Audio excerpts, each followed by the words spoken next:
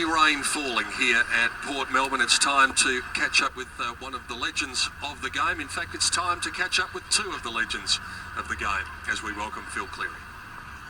You know, I love planting my feet on the Port Melbourne turf. I first came here in 1975. The borough were the reigning premier. They drew the crowds like no one else. Just imagine this ground, ringed by supporters, painters and dockers, wharfies, women with false teeth in bags who were being hurled at you out on the turf. It was special. Who'd have believed that over the next 7 years, this side would win 5 premierships? What a team the borough was. And they produced some tough footballers. A bloke by the name of Bobby Prophet was roaming around the back half where I happened to play. And who can forget that day in 1976 when John Scholes was wandering through here with those bandy legs powering away and Prophet collected him with an elbow. The eye was cut, the blood poured out. They stitched him up at half-time and he came out wearing what people said was a damn turban. A bloke in a turban playing football, they said, the borough people to my rear. But Scholes, he just powered on. We won the game by 16 goals and Port Melbourne won the premiership. But throughout all of those premierships, there was one bloke who stood out. He was a champion, an absolute legend. That man was Fred Cook. This was his patch. We're going to talk to him.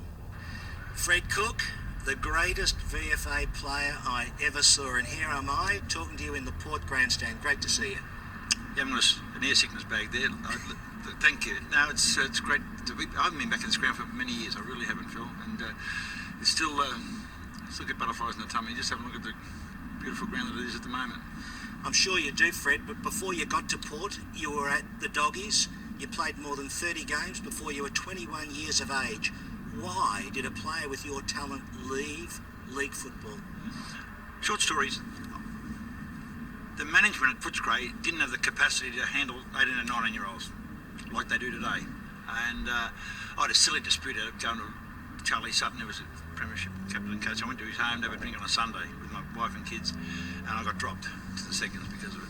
And then I got an offer to go to the VFA, and it was a great game in those days. It was really just on the precipice of being the huge game it was for the next 2 or 3 decades.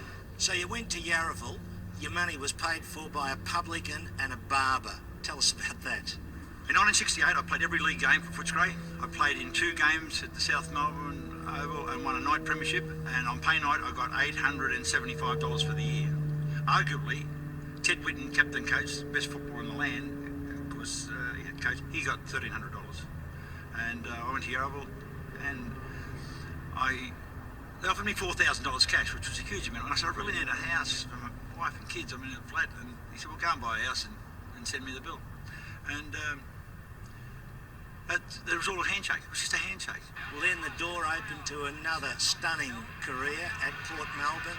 You got over a heart attack and Ian Collins put you down to the goal square and you never looked back. Well, I went to Port because they were always a great club. They were like Collingwood. We hated them, but we loved them.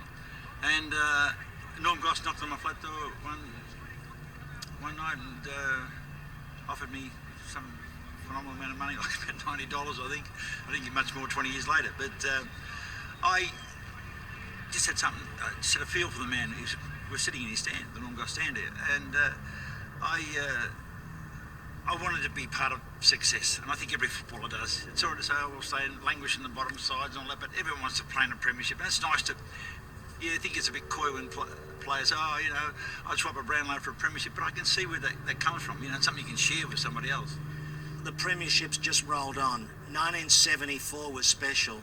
But I've got to say, Fred, your performance in the 1976 Grand Final, I have never seen anything like, and I think I never will. To get knocked over by Alan Harper in the way you did and get back up off the turf in front of 30,000 people and kick 5 goals was sheer courage. Well, courage is in the absence of fear. It's a mastery over it. Now, if any of the things that I did was bordering on being courageous, I never thought about it. Because if I had to think about it, I probably wouldn't have done it. And I think that's most things we see, people being portrayed as heroes in newspapers and TV news and that. And I think if they really sit down and give it a lot of thought, they wouldn't do it. It's just a natural reaction. And I think here, Not like your good self, I didn't get into too much trouble, but I never took a backward step, and I was always proud of that. You were taken in and stitched up. Well, you didn't leave the ground. You were stitched up at half-time in the 76 grand final by a doctor by the name of Madden. Lynn Madden, yeah, Dr. Yeah, Lynn Madden. did you know Lynn Madden particularly well? I don't like the smirk on your face. Yes, she's a friend of mine. But in 1976, Alan Harper, who smashed me in the face, I've got no animosity towards the bloke, but he told everyone else before the game, if Cook makes a fool out of me, I'm going to knock him out. That's fair enough, but he told everyone, but he didn't tell me. I would have kept out of his road. And when I kicked the goal from half a metre out, and which I've never done since, stood at the end of the goal square and gave him time to build up his anger, and he just Tom bowled me in, hit me and put a big flap of meat here in my face. And at half time, I remember lying on the table, and the doctor with no anaesthetic because they didn't use it in those days, putting these bag needles in my face. And my dad was holding one arm, and the head trainer was holding the other, and the doctor was sewing me up, and old man Goss walked past, and I said, "Oh, sorry about this, Norm, who are you going to play full forward?" He looked at me rather angry. He said, "What's wrong with you?" He said, "You don't run on your face." And walked away. And my dad had tears in his eyes, and that's, I'm going to kick another couple of goals, but I didn't expect that reaction from him. Fred, more than 1,300 goals in 300 VFA games, but you probably averaged 6 goals a game playing with Port Melbourne. How did you do that? Can I tell you a little secret? My mother could have kicked all those goals. Now, I do say that a bit tongue-in-cheek. I had a great side in front of me, and I've always said I did not care, barring 2 players, who I played on in this land at full-back. I was totally relying on my teammates, and I really only needed a break of that much, and the full-back was dead. It's simple. I could catch the ball, and I played in. It's not a coincidence that I was in a good side, a great side, with great players, and the likes that could stab kick a ball at any position on the ground. One of my coaches said you were a cheat for not playing in the league, or the VFL as it was then known. For playing VFA, you should have been up with the big boys. He said Fred Cook's a cheat. What do you think about that? Well, I tried. Well, I didn't try. Ron Josephs, who was the administrator of North Melbourne, him and I, reluctantly, I sat down and had a chat to him because they needed the full forward in 76. Sorry, 77. 77 they needed a full forward. Snake Baker was full forward, and he didn't look like he was going to come up that season. And I couldn't get a clearance from Footscray. 12 years later, they wouldn't clear me. And his exact words were, "Fred, we wish you well at Port Melbourne. It would be cheaper for us to pursue Peter Hudson. Good luck." And I'd come up. But I was, Would you have kicked 100 goals at the Kangaroos that year? yes, only for the same reason that the skill level that I had here at Port Melbourne was up the ante by another 30 or 40%. They get players of the calibre of Schimmelbusch and Blight and Cable. And I thought, I'm only going to get four kicks a week at 100 goals. And how could you forget those 3 premierships, 1980, 81, 82? You weren't even favourite in 80 and 82, and yet you won the flag. But the thing is, you were the star player. I say Port Melbourne wouldn't have won those flags without you. The pressure that was on me personally, I just sit back and think about it now, it was ginormous, because it wasn't so much me or personal stuff like my family. It was as the kids there. There's 1,000 kids running around with number 5 in the back, and there are times when they'd come up. They didn't have a life. They lived in single parents, and in ministry housing, and this was Working Disneyland. class. Yeah, this was their Disneyland, and we all got to have our heroes. And I took it on board a lot with the kids because I never, with the television cameras, I used to smoke. I just have a smoke a quarter time, I have a smoke at 3/4 time. But the camera guys were terrific. I'll do any interviews you like, but please don't put a camera on when I'm having a smoke. Let's do the right thing.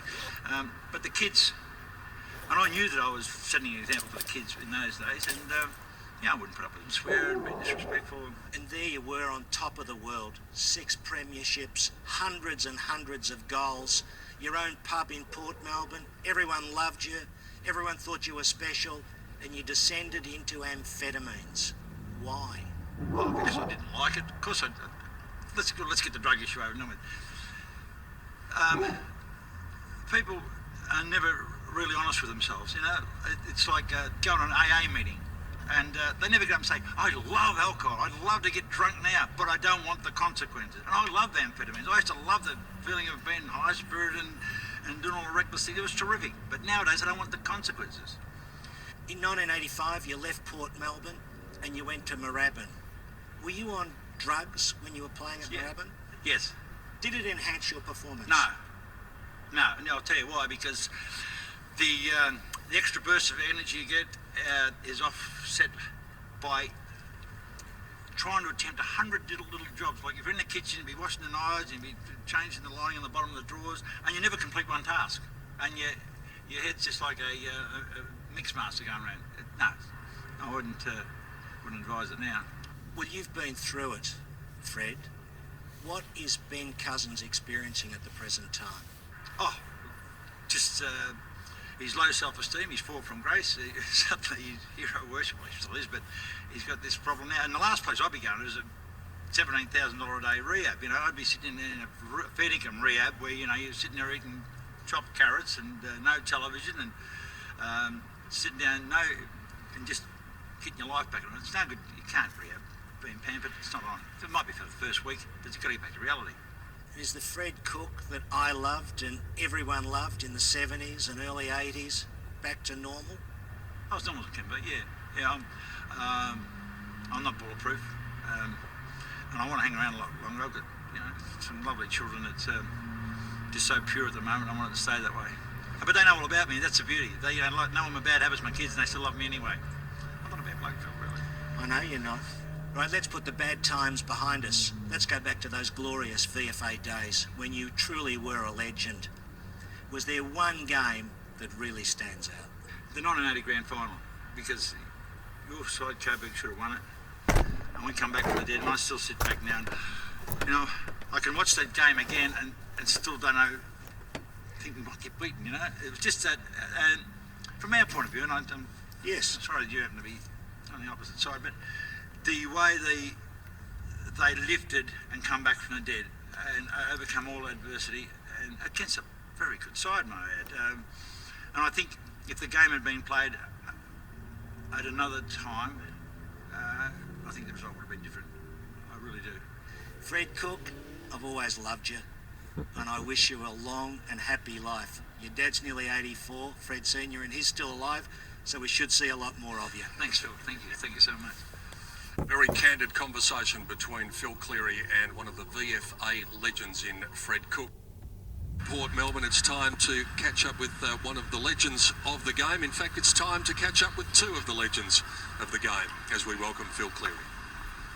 You know, I love planting my feet on the Port Melbourne turf. I first came here in 1975. The borough were the reigning premier. They drew the crowds like no one else. Just imagine this ground, ringed by supporters, painters and dockers, wharfies, women with false teeth in bags who were being hurled at you out on the turf. It was special. Who'd have believed that over the next 7 years, this side would win 5 premierships? What a team the borough was. And they produced some tough footballers.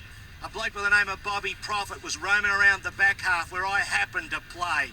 And who can forget that day in 1976 when John Scholes was wandering through here with those bandy legs powering away and Prophet collected him with an elbow. The eye was cut, the blood poured out. They stitched him up at half-time and he came out wearing what people said was a damn turban. A bloke in a turban playing football, they said, the borough people to my rear. But Scholesy just powered on. We won the game by 16 goals. And Port Melbourne won the premiership. But throughout all of those premierships, there was one bloke who stood out. He was a champion, an absolute legend. That man was Fred Cook. This was his patch. We're going to talk to him. Fred Cook, the greatest VFA player I ever saw, and here am I. Yes, he was back there. Thank you. No, it's great to be. I haven't been back. Steve Bortstein with the Daily Times with Cameron Otero, owner of Chasin' Aces here in the city of Farmington, and soon to be kind of branching out a little bit. We are here at Lions Wilderness Park on a beautiful, kind of chilly Saturday morning, and of course someone's got to play, someone's got to jump in the back of the video over there. Let's talk about this event today at Lions Wilderness Park. Good turnout today. Great turnout. Actually, way more than I expected. I was expecting 20 to 30 people, and we actually have a total of 52 players out here today, from brand new players, juniors, 12 and under kids, all the way up to experienced and senior citizens out here.